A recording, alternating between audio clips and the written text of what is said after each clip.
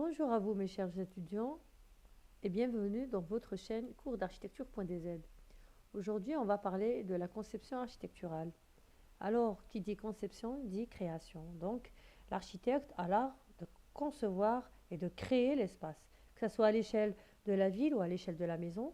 Vous aurez dans votre vie, quand vous faites une conception, que ce soit architecturale ou autre, vous allez créer. Donc, vous avez un super pouvoir de création.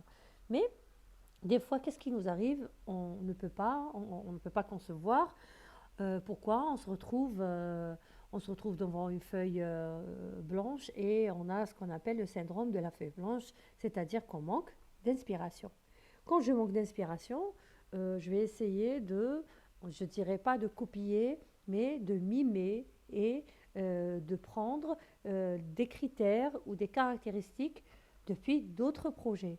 Et c'est ça, il faut apprendre à mimer et il faut apprendre à s'inspirer des autres expériences architecturales.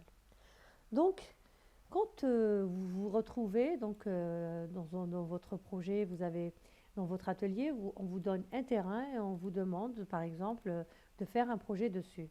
Donc là, je me retrouve devant mon terrain. Qu'est-ce que je vais faire? La première chose à faire, c'est de faire une lecture sur mon terrain. Comme je vous ai expliqué dans mes vidéos précédentes, les lectures à faire sur un terrain vide, donc ses dimensions, sa situation, sa position urbaine ou pas urbaine, voilà, donc ce qui se situe en ville ou en périphérie, est-ce que le terrain est en pente ou c'est un terrain plat, est-ce que c'est un terrain d'angle comme on le voit ici ou c'est un terrain enclavé, sa dimension, tout ça, ces orientations, tout ça va m'aider après pour savoir quoi et comment intégrer le programme que j'ai dans ce terrain. Ceci dit, après avoir fait la lecture de mon terrain, je cherche un petit peu d'inspiration. Voilà. Comment je vais faire, c'est-à-dire un projet. En deuxième lieu, mon prof me demande de faire un programme, il me donne un cahier de charge, voilà, un plan de charge bien précis. Par exemple, s'il vous demande de faire des maisons individuelles, qu'est-ce que je vais faire? Je vais faire une recherche sur les maisons individuelles. On me demande de faire de l'habitat collectif. Je vais d'abord faire une recherche sur qu'est-ce que c'est que l'habitat collectif, quelles sont ses caractéristiques, euh, quels sont ses espaces, de quoi il est composé. Voilà, faire une lecture globale sur ce que c'est que le projet qu'on m'a demandé. Par exemple, si on vous demande une maison individuelle, vous allez me dire, ah, je connais la maison individuelle. Mais non, la maison individuelle est différente d'une culture à l'autre, d'une identité à l'autre, d'une région géographique à l'autre. Ce qui fait que ça dépend aussi. Donc le programme que vous a demandé votre prof d'atelier, euh, il va certainement vous préciser à qui il est destiné. C'est-à-dire s'il vous demande de faire une maison individuelle pour une famille ou de l'habitat collectif pour des étudiants ou pour des artistes ou un centre commercial pour des usagers. Vous voyez? Donc, deuxième lieu, c'est la lecture du projet que je vais projeter. Je dois prendre une feuille et faire les caractéristiques de cet espace, les caractéristiques spatiales de cet espace, euh, les caractéristiques aussi au niveau des entrées, comment se fait la relation extérieure-intérieure. Je note tous les points importants. Puisqu'on est dans la maison individuelle, j'essaie de voir si on nous demande de faire une maison en Algérie, comment ils sont disposés les espaces dans les maisons algériennes, et comment ils sont vécus. D'accord. Donc après avoir donc fait une lecture de mon terrain, puis fait une lecture sur le projet qui m'a été demandé, faire une petite recherche sur le projet qui m'a été demandé. Troisième lieu, qu'est-ce que je vais faire? Je vais choisir un style architectural. Donc, comme vous savez, il y a plusieurs styles architecturaux. Moi, qu'est-ce que je vous conseille? C'est de faire toujours une recherche et de vous fixer sur un style. Ou bien pour vous intégrer.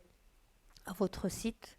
D'accord? Si vous êtes dans un milieu urbain où l'architecture contemporaine ou l'architecture moderne est prédominante, vous pouvez choisir en fonction de style, en fonction de ce qu'il y a aux alentours. D'accord? Sinon, si ce n'est pas exigé, c'est-à-dire que votre prof vous laisse libre à vous de choisir, donc vous choisissez selon votre propre style, votre propre goût. N'oubliez pas que vous êtes des artistes et vous pouvez bien sûr avoir vos propres choix.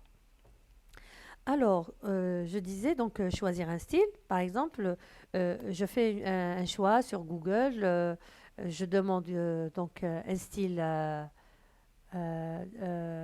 contemporain. Voilà.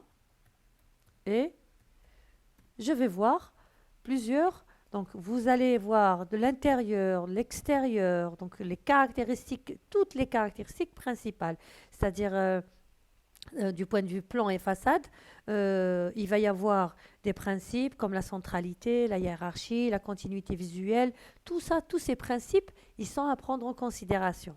D'accord? Vous les notez parce que vous allez les utiliser dans votre conception.